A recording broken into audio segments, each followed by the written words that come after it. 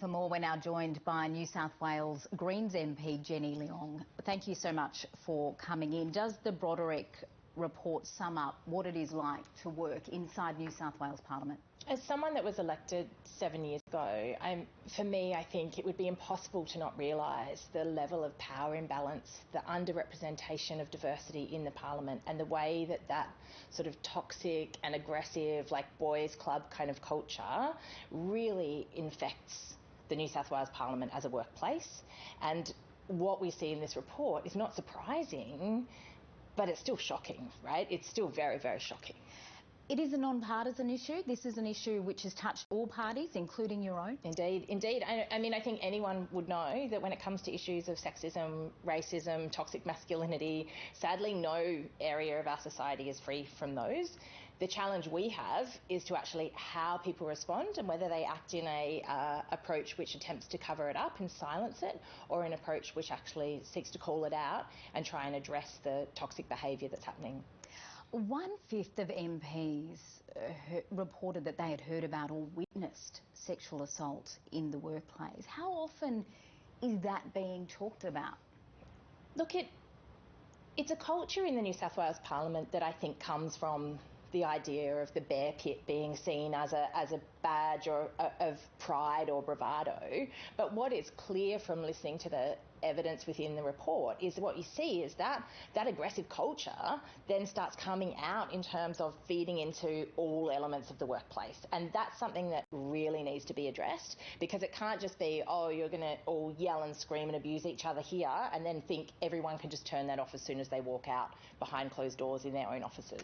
And so can you give us an experience of what it is like inside the hallways of Parliament, that when this behaviour perhaps spills over from where it might be viewed as acceptable, and perhaps there's a question mark about that too within the bear pit itself, but then spills out into the hallways and the offices inside New South Wales Parliament, what is the discussion about what happens next when an allegation has been raised? Is it routinely discussed about supporting an alleged victim or perhaps reporting an alleged incident? I think there are many different ways that people tackle this, but the biggest problem, and it's identified in the Broderick report, is that there are so many layers of power.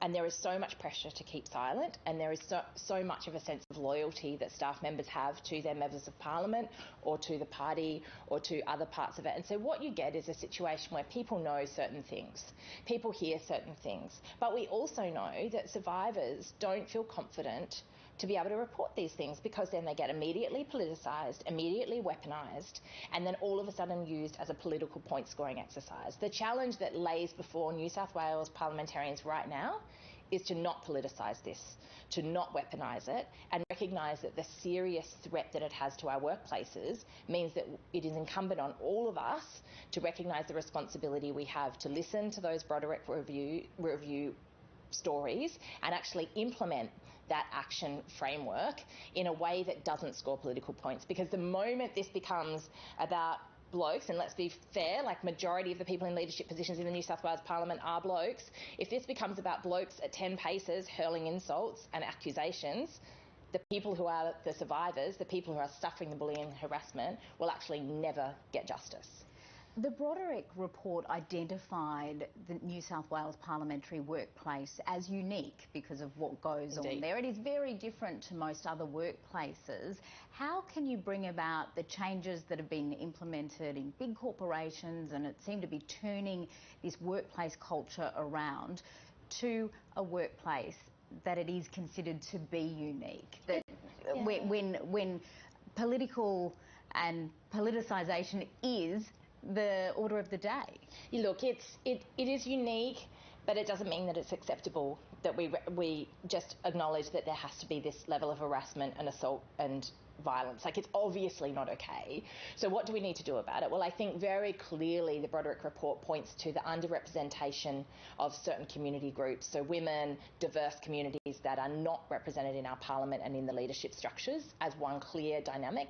And the other is the power imbalance. There are really practical things that can be done right now. A member of parliament can hire or fire a staff member at will with no repercussions. So in that sense, the idea that they have such power fed with such a toxic and challenged and high intensity political environment is something that could be addressed right now. There are obviously a huge lot of other bits of work and pieces of work that need to be done. The first thing we need to recognise is that people take responsibility and acknowledge and respect that there's actually just no way to continue a healthy democracy if our laws are being made in such a toxic place. Should alcohol be banned inside New South Wales Parliament? There are real challenges around that because we've heard, particularly from young staffers, anecdotally, that it actually feels safer to be having social interactions inside the framework of the Parliament than it does to go to some other venue. And so there are arguments always for this. Should MPs be allowed to be drunk when they're in chamber and at work? Absolutely not.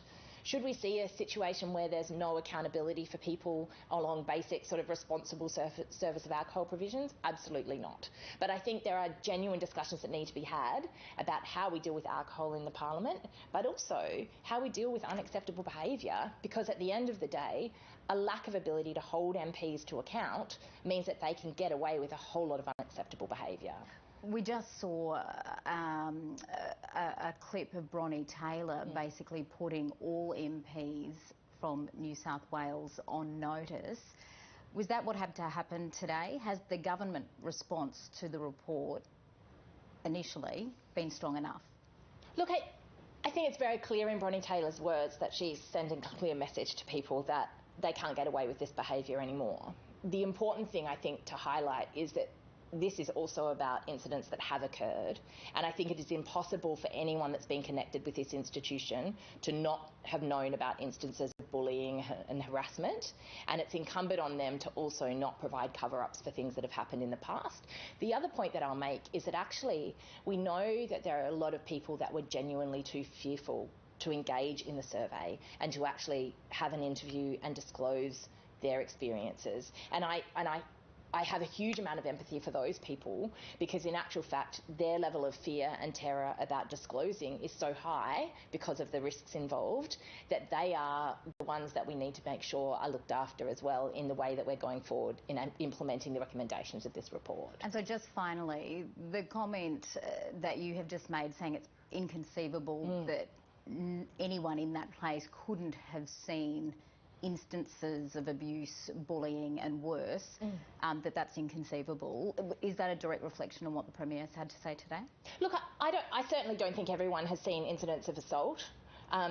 Whether or not people's definition of sexual harassment is the same as mine would depend on whether they've seen that. But bullying, I mean, no one can watch a Question Time without having witnessed evidence of bullying, inappropriate behaviour to a level of which some people would define as bullying or harassment. And I think the idea that the Premier is saying that really needs to be looked at in a way that says if that's the privileged position that he's coming from, then I think it's very, very welcome that he's going to be sitting down with his team and with others to listen to them about their experiences. New South Wales Greens MP Jenny Leong, thank you.